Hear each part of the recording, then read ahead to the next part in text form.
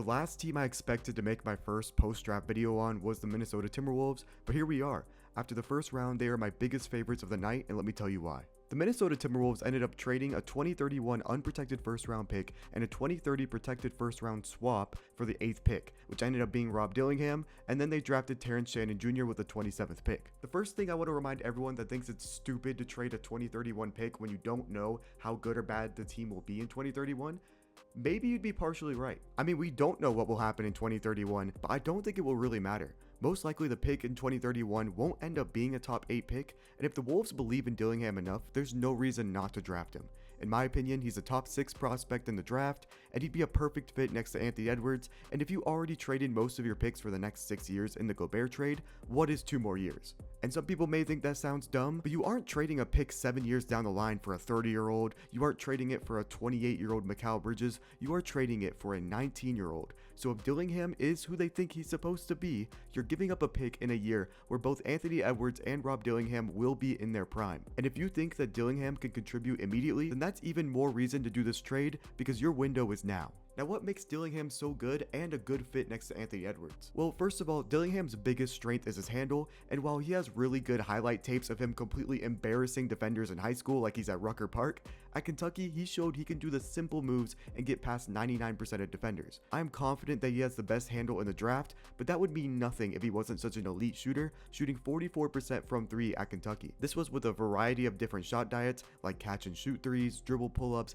and moving threes off an off-ball screen. While I think 44% isn't sustainable at the NBA level, he is definitely a top 5 shooter in the draft, and I could see him having seasons shooting 40% from 3 in the NBA. Dillingham could get to the rim at will and is uncatchable in the fast break. Unfortunately, one of his flaws as a prospect is his size, as he is 6'1", 6'2", and only 165 pounds, but luckily in Minnesota, he has a great mentor who is also a very short, light guard in Mike Conley. Dillingham will probably play a 6th, or I guess I should say 7th because Nasri just won 6th man of the year, 7th man role under Conley next season, but because Conley is getting up there in age, he'll probably be tasked with a starting point guard role in year 2 or 3. I also think Minnesota's great defensive system and defensive personnel will be able to hide Dillingham's bad defense better than any other team that thought about drafting him. The fit next to Ant fits exceptionally well because Rob can help Ant take some possessions off.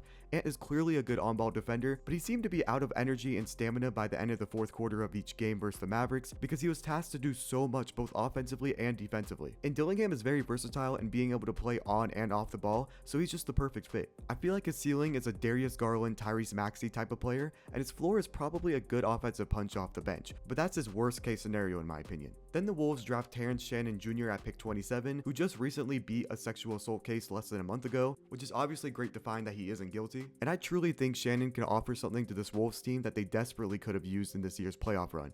He is a 23-year-old win-now player that has good motor, great athletic tools, and can get to the rim at will. While most of his points were scored off of on-ball creation, one thing that seriously made me mad about this team during the playoff run is how stagnant the offense was. Every time Anthony Edwards was trapped, everyone would just stay at the 3-point line and watch him struggle and no one would get open. The Dallas Mavericks did this very well against them, but then the Mavericks tried the same thing against Boston and it failed because Drew Holiday was able to read the defense off the ball and find open spaces. I think Terrence's game could mold perfectly into an off-ball cutter after a couple years of practice. Add that with good defense and maybe even an above average 3-point shot. Also, I'm recording this before the 2nd round and I believe the Wolves have the 37th pick, so I'm just not going to include that in my video, I'm sorry. So with 2 great draft picks, both potentially being NBA ready from year 1, how does this change the dynamic of the team? Well, if we assume that the Wolves sign both of these draft picks and they bring back Wendell Moore, then they only have 12 players on the roster and are already above the second apron luxury tax, which if you didn't know is a salary threshold that severely limits your ability to do things for your team. Right now, Kyle Anderson and Monte Morris are not signed with the team, and I believe Monte Morris is definitely not being brought back. He didn't see the court consistently at all during the playoffs, and it looks like they just drafted his immediate replacement in Dillingham, but they do have bird rights, so it is possible. But I do think they'll bring Kyle Anderson back, so Terrence Shannon's playing time next year will probably consist of the G League for the most part, and then maybe playing some minutes with the Wolves if there is bad injury luck. But I could be wrong. It'll be interesting to see the Wolves handle Leonard Miller's minutes versus Shannon's, because Miller just spent the entire year with the G League, but he's still only 20 years old, so the guy that they just drafted is already 3 years older.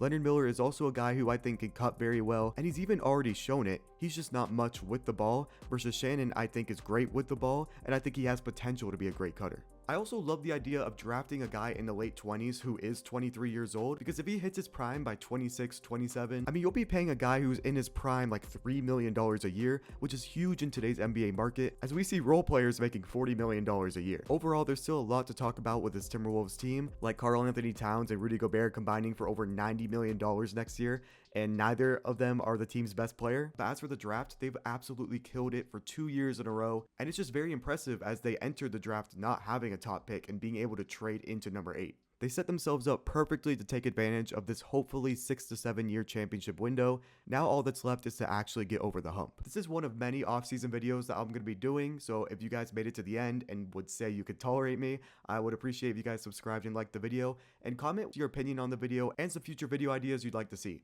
Anyways, peace out.